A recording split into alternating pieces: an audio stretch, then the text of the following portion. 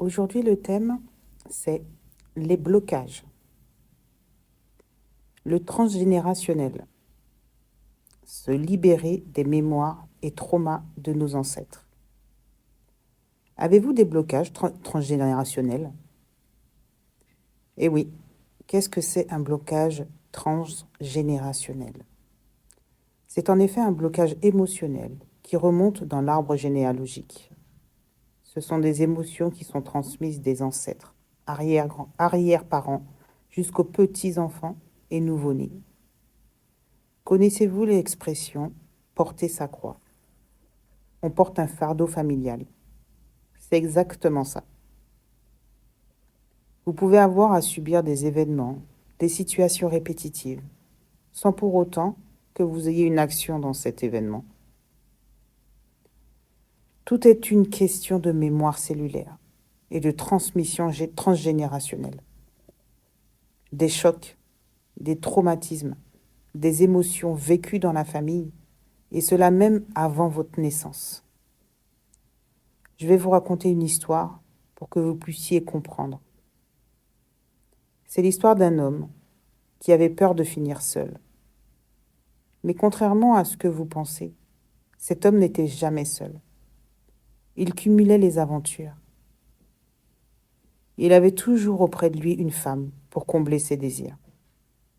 Mais malheureusement, à chaque fois, ce n'était pas la femme qui comblait sa vie.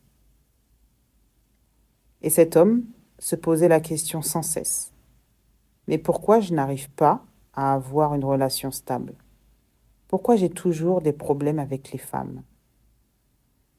Et plus les années passaient, et plus cet homme avait peur de finir seul. Je vais vous expliquer exactement ce qui se passe. En effet, je suis coach de vie, mais je suis également formée et diplômée en constellation systémique et familiale. Ce que cet homme vit ou subit, c'est en effet un blocage d'émotions transgénérationnelles dont il a hérité. Cet homme est tellement focalisé sur la peur de rester seul qu'il a peur de s'engager réellement avec une femme pour laquelle il aura un amour profond, mais qu'il aura peur de perdre définitivement. Je sais, c'est insensé, mais le cerveau humain comprend qu'en fait, quand il tombe amoureux, qu'il y a un risque de perdre cet amour et de se retrouver seul, sentimentalement et émotionnellement. Par conséquent, il est plus simple pour cet homme de s'engager avec des personnes qu'il n'aime pas et développer de l'attachement pour son besoin de sécurité, c'est-à-dire garder la tendresse, la présence, la sexualité ou alors le contact, car il peut gérer, car il sait qu'il ne pourra pas être seul et abandonné émotionnellement à cause d'un sentiment amoureux. Il ne sera pas attaché à quelqu'un émotionnellement. Il ne sera jamais seul émotionnellement, sauf que la problématique de la chose, en n'aimant pas les différents partenaires, ça crée un effet miroir. Les partenaires s'aperçoivent et ressentent qu'il n'y a pas d'amour. Par conséquent, les séparations sont inévitables. Ils se retrouvent à chaque fois seuls à devoir reconquérir une partenaire. Et tout cela, ce n'est pas de la faute de cet homme, ni de la faute de ses partenaires. C'est juste un ancrage d'un fardeau familial qui remonte aux arrière-grands-parents, aux grands-parents et même aux parents, car cet homme a été élevé avec un seul parent, qui était seul. Il a connu un grand-parent qui était seul. Et on peut remonter, je pense, à des années et des générations antérieures. Et l'ironie du sort, c'est que son parent et son grand-parent proche sont restés seuls parce qu'ils n'ont pas pu être avec leur véritable amour. Ce traumatisme ancré dans cet homme fait qu'il a peur de vivre la même chose que son parent et son grand-parent, c'est-à-dire finir seul. en regrettant de ne pas avoir vécu avec l'amour de leur vie. Lors d'une constellation individuelle, il en est ressorti que ce fardeau ne lui appartenait pas et qu'en regardant cette peur, il était attiré par cette peur.